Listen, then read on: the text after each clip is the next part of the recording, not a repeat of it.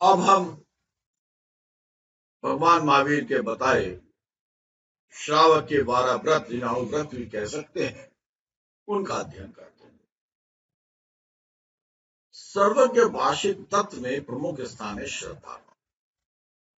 जो कर्म मल को दूर करता है, अथवा जो सर्वज्ञ भगवान की वाणी को सुनता है, उसे ग्रहण करता है, उसे श्रावक है। और श्रावक के 3 शब्द हैं, श्रा वा का। श्रावक का मतलब श्रद्धावान, वा का मतलब विवेकवान, और का मतलब क्रियावान। जो भगवान की वाणी में श्रद्धा करके विवेक पूर्वक कार्यों को करता है, उस आचरण को, उसके करने वाले को श्रावक कहते हैं। और श्रावक ही 12 व्रतों को स्वीकार करने की परिस्थिति में रहता है, क्योंकि उसे भगवान की वाणी में अगाध श्रद्धा है, विवेक है, और उसके द्वारा वो क्रिया करने में, आचरण करने में संबंध है। श्रवणों साधुओं की उपासना, मुनि वृत्तियों की उपासना, त्यागी वृत्तियों की उपासना, सेवा करने से श्रावक को श्रमणों का और श्रवण स्वयं में रमण करना, आत्मा में लवलीन होना, मोक्ष को अपना लक्ष्य मानना, संतुलन और महाव्रतों के मार्ग पर चल करके अपनी आत्मा को परमात्मा में बदलने की शक्ति को जागृत करना, ये। तो महावीर भगवान ने कहा कि 2 ही संस्कृति हैं, उसके अन्यथा सब मिथ्या है। एक श्रमण संस्कृति और एक श्रावक संस्कृति। श्रमण जहां महाव्रतों को धारण करता है, वहीं श्रावण जहां अणुव्रतों को धारण करता है, वही श्रमण महाव्रतों को धारण करता है। वो महाव्रत का धारी है, वो दीक्षा देने वाला है, वो उपदेश देने वाला है, वो शिक्षा देने वाला है, वो गुरु है। वही श्रावक उस श्रद्धा को ग्रहण करके अपने चरित्र को, अपने विचार को, अपनी श्रद्धा को, सम्यक को प्राप्त करने वाला है। सम्यक दर्शन, सम्यक ज्ञान और सम्यक चरित्र को ग्रहण करने वाला है, जिसे आचार्य श्री उमा स्वामी ने रतनत्रय कहा। आत्मा को परमात्मा बनाने का मार्ग। तो इसके लिए पहला व्रत कहा गया अहिंसा अणुव्रत। अहिंसा अणुव्रत, इस अणुव्रत में आरंभिक हिंसा का त्याग नहीं होता, परिमितता तो होती है। वहीं हिंसा का संकल्प होता है कि मैं किसी भी परिस्थिति में स्थूल हिंसा, यानी कि 2 इंद्रिय से पंचेंद्रिय जीव की हिंसा नहीं करूं। निरपराध व्यक्तियों की संकल्प पूर्वक हिंसा नहीं करूंगा, और उसकी संकल्प पूर्वक त्रस्त जीवों की, 2 इंद्रिय से पंचेंद्रिय जीव की हिंसा करना ही स्थूल हिंसा है। हिंसा का संबंध केवल मात्र हत्या कर देने से नहीं है, प्राण वियोजन से नहीं है।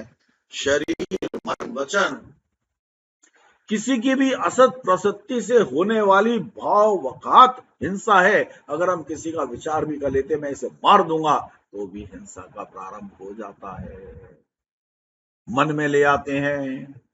मन, वचन, काय से संपूर्णता हिंसा का निषेध करना ही अणुव्रत की अहिंसा है।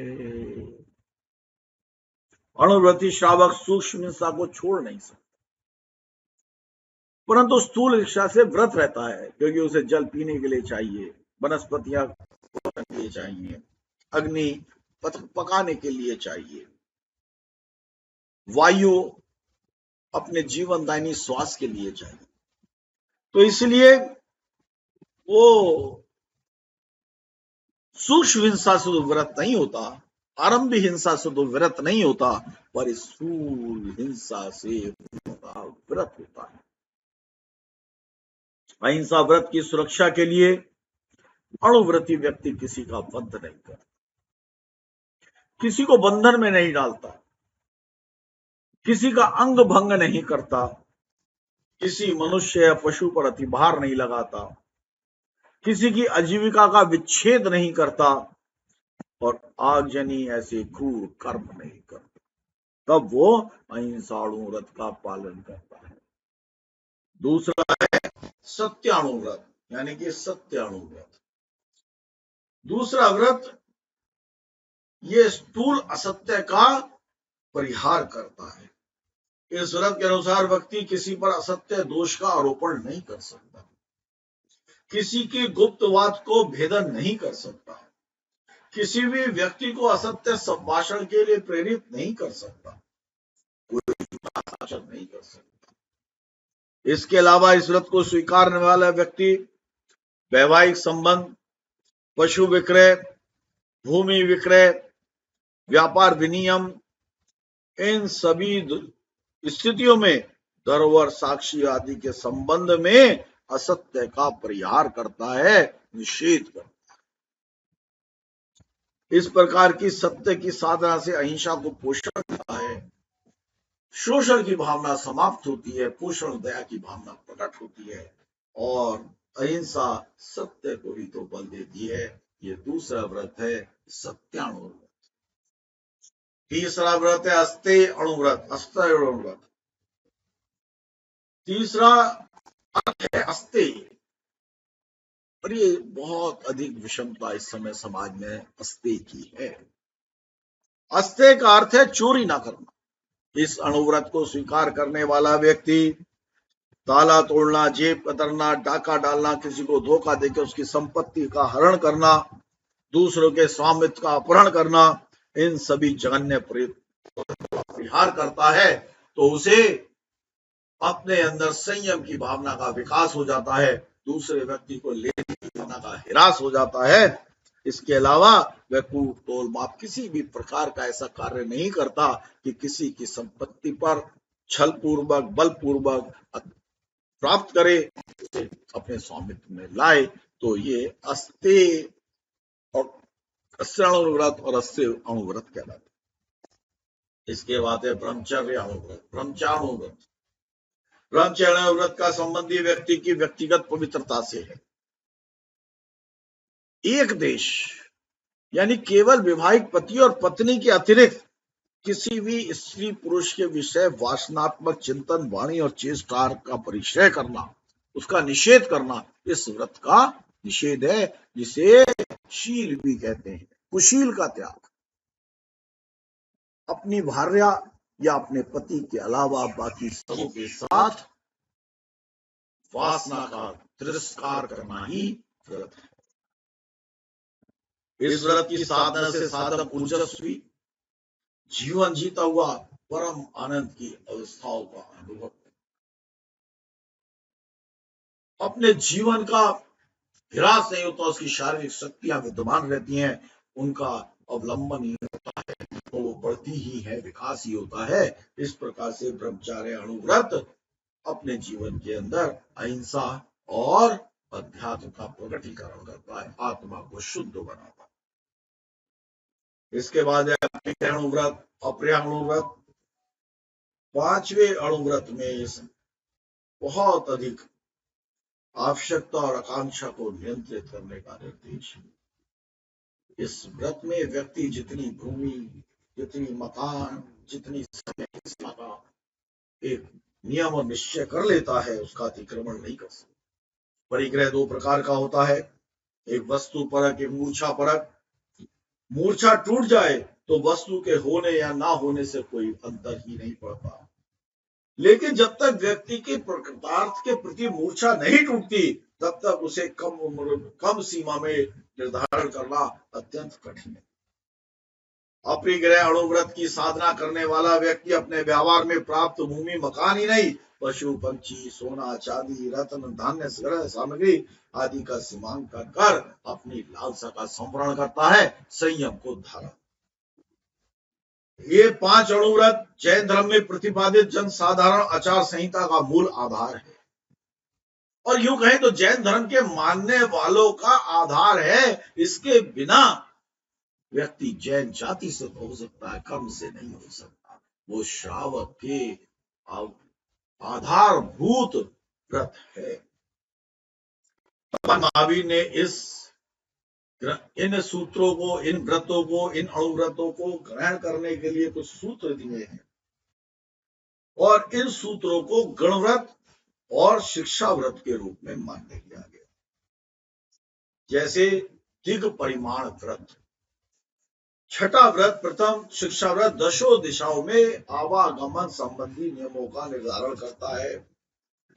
इस व्रत का पालन करने वाला व्यक्ति ऊर्ध्व दिशा, अधः दिशा, तिर्यक दिशा में परिमाण का अतिक्रमण नहीं कर सकता। दसों दिशाओं में अपनी सीमा तय करता है, चाहे वो 50 हो, 100 हो, 1000 हो, 2000 हो, 5000 हो। पर ऐसा भी ना हो कि वो अनंत अनंत किलोमीटर तय कर दे तो नियम का कोई उपयोग ही नहीं। केवल स्वयं का ही नहीं, वस्तु और पदार्थ भेजने और मंगवाने की मर्यादा का भी पालन करता है, उससे अधिक का त्याग करता है और उसके साथ साथ यातायात के साधनों को सीमित कर निर्धारित क्षेत्र से बाहर जाने का हस्तक्षेप का निवारण करता है, निषेध करता है। तब वो दिग परिमाण व्रत का करता है कि एक परिमाण तय कर लिया, इससे आगे ना मुझे जाना है, ना सामान मंगाना है, ना सामान भेजना है, और कम से कम वाहन का उपयोग करना। दूसरा बताया सातवां उपभोग परिभोग विरमण व्रत, यानी कि ये परिभोग की सामग्री को नियंत्रित करता है। ये सीमा दो प्रकार की होती है, भोजन की दृष्टि से और कर्म की दृष्टि से। भोजन की दृष्टि से सचित्त भोजन, जिसमें जीव ना हो।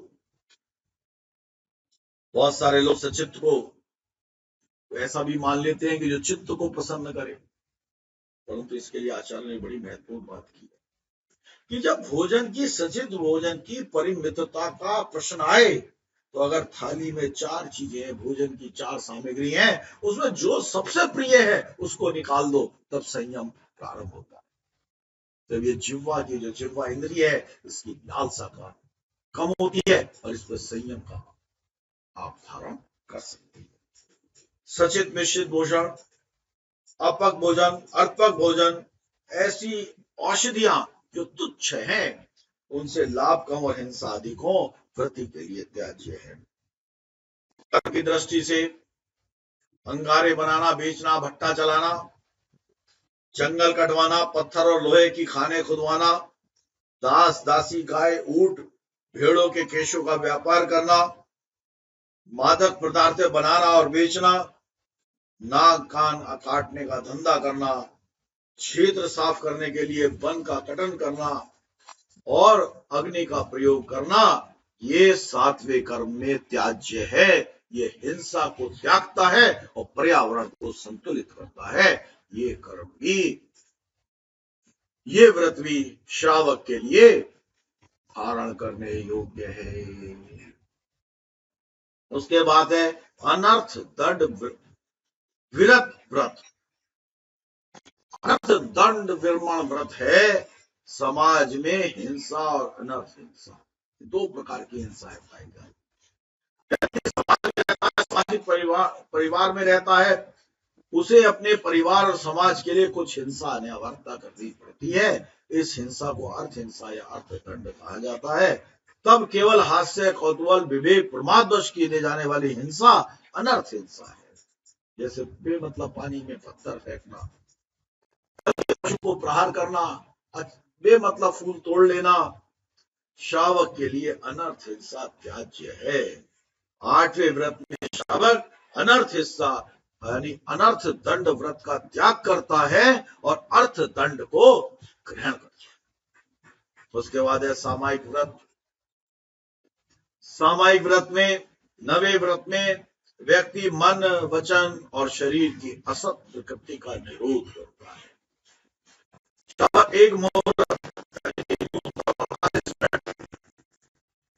एक सभी प्रकार की पापकारी प्रवृत्तियों का त्याग कर देता है।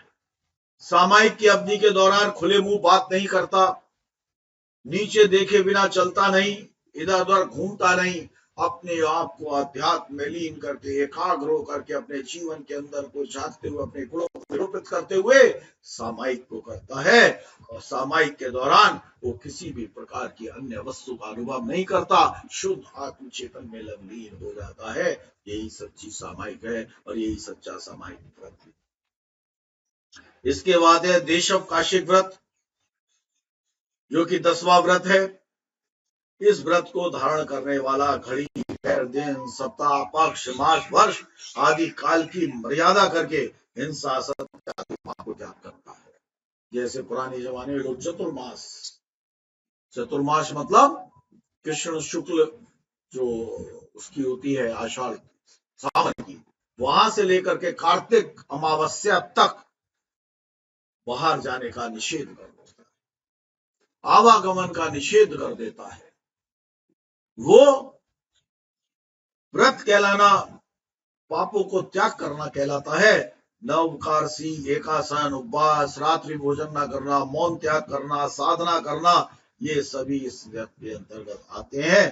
काल की मर्यादा को करके जो नियम, जो व्रत पालन किए जाते हैं, वो इसी व्रत के अंतर्गत आते हैं। इसलिए इसे देशवकाशिक व्रत कहा। 11वां है पोषदोपवास। पोषदोपवास व्रत एक प्रकार की साधना है। इस व्रत की आराधना करने वाला व्यक्ति एक दिन रात के लिए ग्रस्त की चर्या से मुक्त होकर के स्वाध्याय, ध्यान, कायोत्सर्ग के माध्यम से अपनी चेतना को अंतर्मुखी बनाने का प्रयास करता है, स्वयं में रमण करने की प्रयास करता है। मैं कौन हूँ, कहाँ से आया हूँ, क्या करना है, मेरा कर्तव्य क्या है, मुझे किस प्रकार से जीना चाहिए, इस प्रकार की भावनाओं को अपने अंदर निहित करता है। तो भावनात्मक शुद्धि का एक विचार उत्पन्न होता है।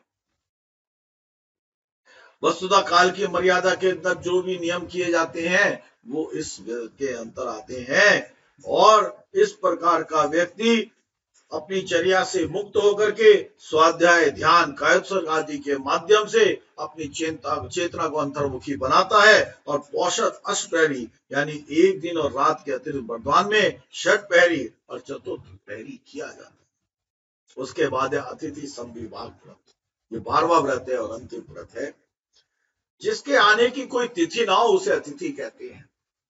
आजकल तो अतिथि को तिथि नियत होने के बाद भी आने से पहले घबराहट हो जाती, कैसे होगा, कौन खाना बनाएगा, कौन सेवा करेगा, कौन। पर जिसको बिना बताए आ जाए, जनरली साधु श्रेष्ठ अतिथि कहलाते हैं। वो कहीं बता के व्यवहार नहीं करते, कहीं बता के नहीं आते। इसी प्रकार आपके घर भी कोई अतिथि आ सकता है, चाहे वो श्रावक हो, चाहे वो श्रमण हो। तो वृक्षार्थ आए हुए साधु भी अतिथि हैं, और वृक्षार्थी आए साधु के लिए या श्रावक के रूप में आए हुए अतिथियों के लिए अपने घर में बनी हुई सात्विक चीजों का दान देना अतिथि संविभाग कहलाता है। इस प्रकार ये 12 व्रत हैं।